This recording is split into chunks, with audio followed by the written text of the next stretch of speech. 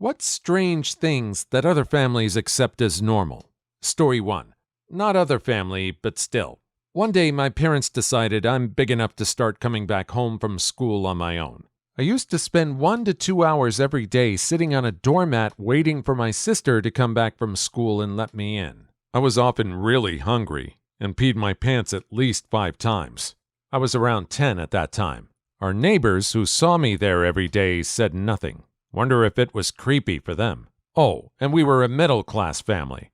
After half a year, my parents decided I am trustworthy and made this big, funny ceremony of giving me the keys. Made me sign this funny contract of the key bearer and stuff. Wasn't that funny for me.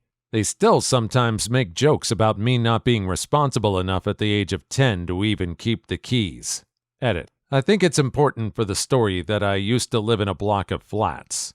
You know, big tall house with a lot of apartments, so I didn't have any bushes to pee in, and I wasn't sitting outside.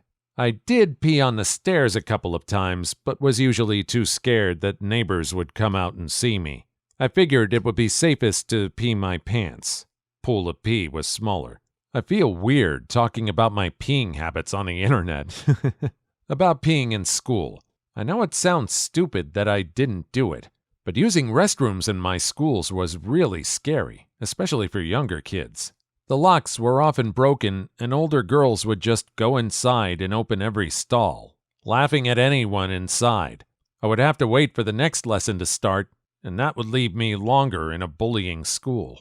So I often thought that I'll manage to hold it until my sister comes home. Not the most rational thing, but hey, I was a scared 10-year-old. Reading your story really tugs at my heartstrings. I can't imagine how hard it must have been for you to sit on that doormat, hungry and afraid, waiting for your sister to come home and let you in. It's not fair that you were put in that position, especially since you were just a child at the time. I hope that you've been able to work through any negative feelings or memories associated with that time in your life. It sounds like you've come a long way since then, and I hope you're in a better place now. Story 2. Okay, brace yourselves. I went on a picnic barbecue thing with this family. Mom, dad, 3 or 4 kids. I don't remember. We light the barbecue and start preparing food. The main attraction is chicken wings. Yum. The wings are covered in sauce. They are placed on the barbecue, and the mother tends to them. After a while, the food is ready. She brings the huge platter of chicken wings, sets them on the blanket. Everyone is taking plates, fixing drinks for themselves, etc. The woman picks up a chicken wing, holds it with 2 hands, as you do, and starts licking it. She's licking it, turning it over and over, and keeps licking. I'm thinking, weird, but okay. Then she puts it back on the platter. I am stunned. She picks up another one, does the same thing, put it back. All the while she's talking, saying things like, "All right, kids, come on, get your chicken wings, eat," as if she's preparing the wings for our consumption by licking them. I am still in shock. I can't say anything. I'm looking at everyone else. None of them is reacting. There is no sign on anyone's faces that something weird is going on. She licks and licks and licks, and they just eat it. I had salad that day. Oh boy, that's quite the story. I can't help but wonder what was going through that mother's mind. Maybe she was trying to add some extra flavor to those chicken wings? Or maybe she just really loves chicken wing sauce and couldn't resist a little lick. Either way, I have to give her credit for having the confidence to lick those wings in front of everyone without a care in the world. Sometimes it's better to be safe than sorry. Story 3. I went to this guy's house once after school. I wasn't friends with him, but we were assigned to a project together. We'll call him Gary. Anyways, we were working on this project when he excused himself to use the restroom. 15 minutes later, he returned. A little while later, I decided to use the restroom while he was making snacks. I walked into the bathroom, and behold, before my eyes, floating like a manatee through the brown estuaries of Florida, was the results of Gary's earlier bathroom excursion. I shrugged it off. I mean, we all forget at least once, right? flushed for him, took a leak, flushed again, and went to work on the project. Gary's mom gets home from work a couple hours later. She nods to us and says hello politely before heading towards the back of the house. A few seconds later, she returns to the kitchen where we were working and screams, "Where is it?" I jump and I'm confused, so I shoot a "what the hell" look to Gary. Gary muttered, "It wasn't me, it was my name." His mom glared at me, huffed, and walked out.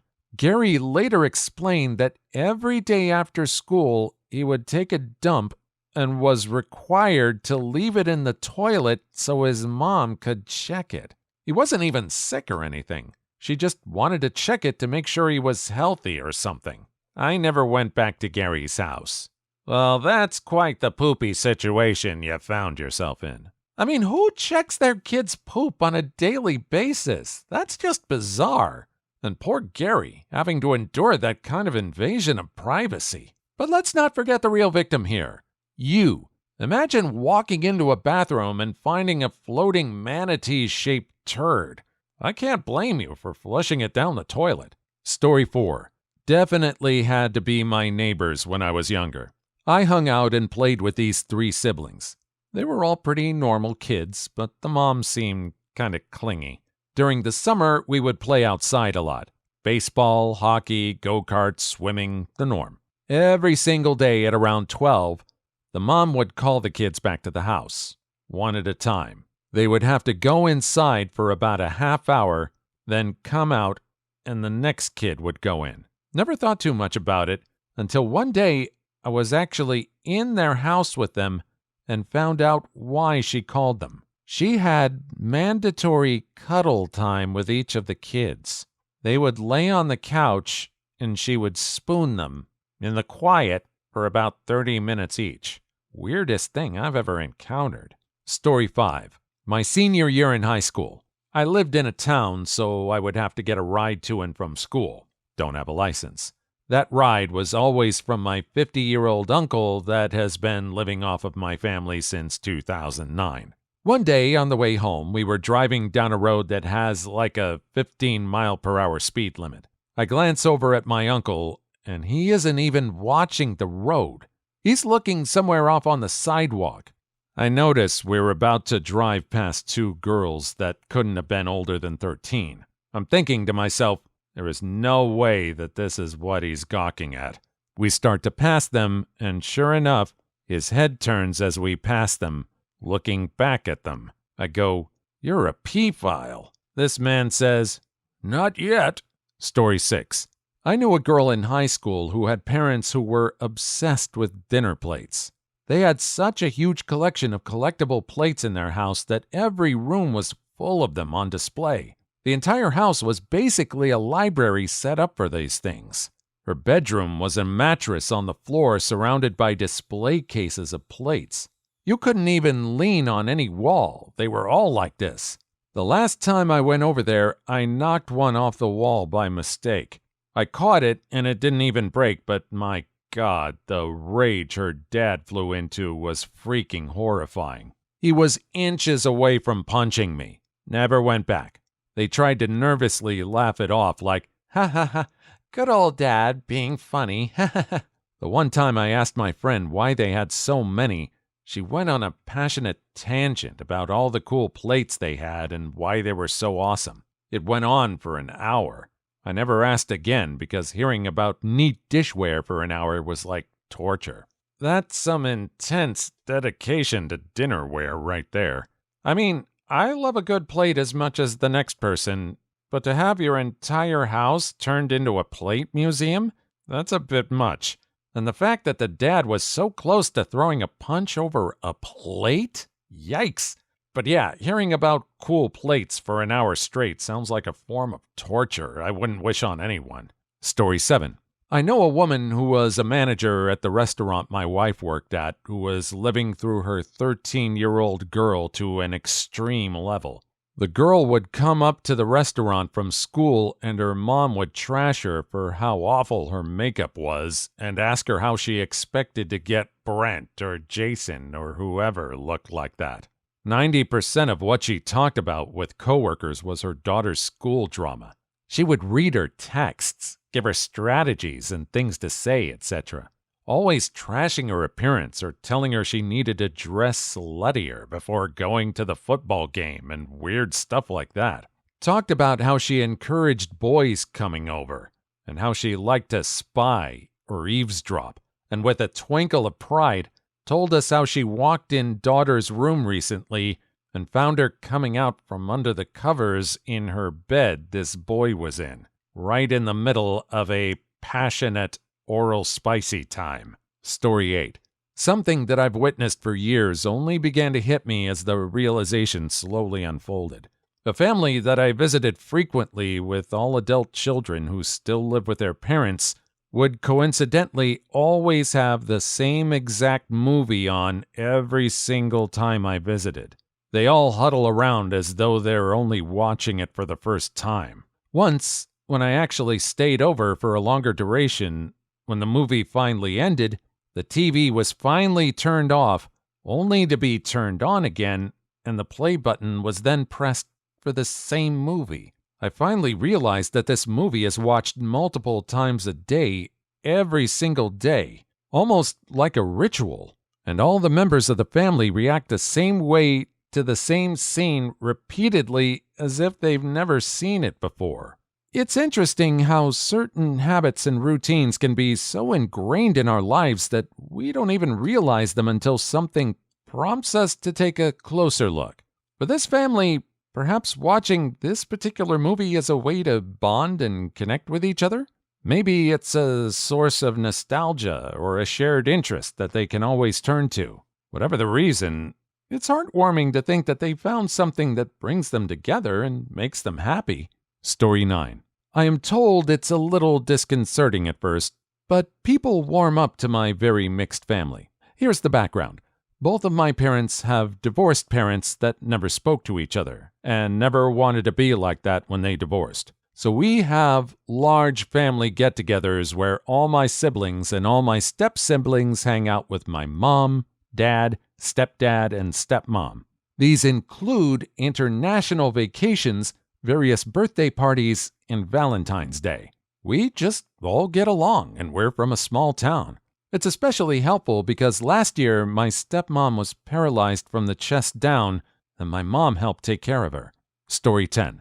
An old friend's mom was completely paranoid that Al-Qaeda would storm the small British town they lived in. Her solution? Have a massive bomb shelter built under their house. Not the weird part, though.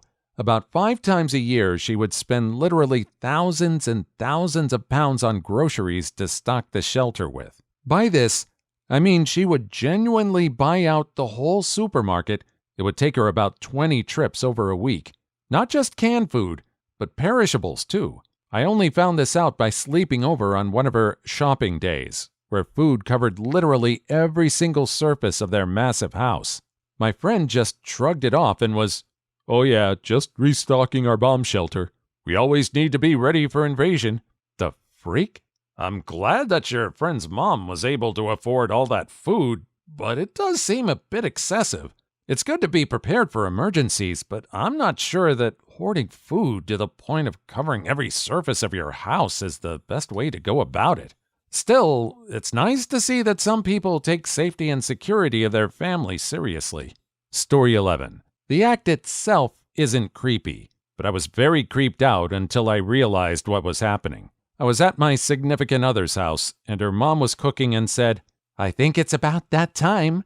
Immediately, the entire family, mom, dad, and 6 siblings, started simultaneously mumbling something I couldn't understand. After they finished and saw the look on my face, my significant other said they just said grace. But everybody is in a rush to eat, which is why I couldn't hear what they were saying. I thought they were going to sacrifice me. Story 12. A friend from high school used to invite me over to her family's house all the time. Her mom collected large vintage dolls, like child-sized ballerinas, Victorian girls, and this one overly happy clown. They'd dress it up in their own clothing and place it around the house like it was a family joke that it was alive. They also collected and played didgeridoos as a family group. It sounds cool, but they were all pretty odd individuals. Story 13. There was a family of girls I went to church with, and none of them were allowed to cut their hair. They had to wait until they were 16 so they wouldn't get a haircut they'd regret because the mother had. They also weren't allowed to talk at the dinner table. One time, one of the daughters was laughing at something and coughed on her food. The mom was afraid of one of them choking and perishing, so talking was banned. No one told me that when I came over for dinner. I just talked and they all stared at me. This story is a reminder that everyone has their own way of doing things, and that's what makes the world such an interesting place. It's important to be open to new ideas and experiences, even if they seem a little different at first. Story 14. I went on vacation with my buddy when we were kids. They weren't religious, but before every meal, they would all say the same chant about being a better person and trying your best. It was really creepy because they would all say it in the same monotone voice. It turned out the mom was just tired of everyone eating before she got to the table, so she made up the tradition. Story 15. I went on a road trip with a friend's family one time. It was a 5-hour drive, and the entire time, no one spoke. It was completely silent. No music, no talking, nothing. And even though they had drunk tons of liquids before getting in the car, no one had to pee during that 5-hour drive. Weirdest and most unsettling drive of my life. Story 16. Went to a friend's house when I was 17. She asked her mom for a snack, and her mom brought out a huge, raw white onion completely slathered in mayo on a plate, and she and my friend just went at it with their forks like it was filet mignon. 3 years later, and I still think about that stuff from time to time. Raw onion and mayo. What a classic combination. I mean, who needs fancy appetizers or gourmet snacks when you can just serve up a plate of raw onion drenched in mayo, right? Truly, a gastronomic masterpiece that will go down in history. I'm sure it will haunt your taste buds for years to come. Story 17. Not drinking anything with dinner. They would have dinner, then after dinner, someone would bring out a pitcher of water and glasses, and they'd sit around the table, all drink their glasses of water without talking, put them down, and walk away. Story 18. Encouraging their teen daughters to have kids as early and as often as possible because then they could live off welfare and child support and wouldn't need to work. Story 19. They put milk first, cereal second. Creeps. Please leave your story in the comments. I would love to make a video on them in the future. Also, don't forget to like and subscribe.